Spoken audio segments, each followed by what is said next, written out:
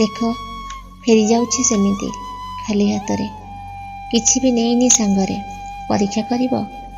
ଖଣ୍ଡିତ ବସ୍ତ୍ର ସେତକ ହିଁ ପାଇବ। ତୁମ ଘର ଭିତରର କୋଳାହଳ ଛାଡ଼ି ଯାଉଛି। କ୍ରୋଧିତ ନିଶ୍ୱାସ ଟିକକୁ ବି, ଯାହା ମୋତେ ଟିକେ ଟିକେ କରି ଚିରୁଥିଲା ସଦାବେଳେ। ସ୍ୱାର୍ଥପର ହେଇନି ଟିକେ ବି। ତୁମ ଟ୍ରେଜେରୀର ସବା ଶେଷ ଥାକରେ ଥିବା ସେଇ ଛୋଟ ପ୍ୟାକେଟରେ ଲୁଚେଇ ରଖିଥିଲ କିଛି କିଛି ନିରୀହ ମୁହୂର୍ତ୍ତ। କେବେ କେବେ ଦେଉଥିଲ କଞ୍ଜୁସ ଭଳି ଗୋଟେ କି ଦିଟା। ଚୋରାଇ ଆଣିଛି ବୋଲି ଭାବୁଛ କି?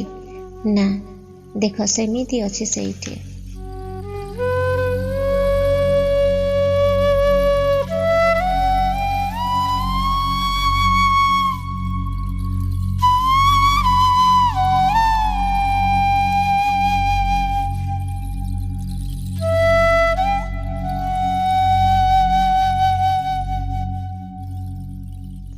ତୁମ ଦେହର ବାସ୍ନା ଓ ମୋ ଓଠରେ ଲାଗିଥିବା ଗୋଟେ ଗୋଟେ ଚୁମାରୁ ଝଡ଼ିଥିବା ଭଗ୍ନାଂଶ, ଯାହାକୁ ମୁଁ ସାଇତିଥିଲି ତୁମ ଛାତି ପକେଟରେ, ସେତକ ବି ଛାଡ଼ିଦେଲି। ନେଇ ଆସିନି ଲୋଭରେ। ଛାଡ଼ି ଆସିଥିବା ସ୍ଥାନଟିକୁ କେହି କାଳେ ଅକ୍ତିଆର କରିନେବାର ଆତଙ୍କରେ ଟିକିଏ ବି ନ ଥରି ବାହାରି ଆସିଲି।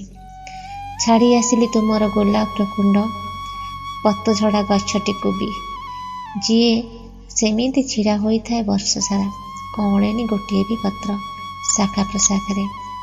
କିଛି କ୍ଷଣ ଅଟକିଥିଲି ଦ୍ୱାରବନ୍ଧରେ, ଯେଉଁଠି ଅପେକ୍ଷାରେ କଟୁଥିଲା ମୋର ଅନେକ ରାତି ଭୋକ ଉପାସରେ।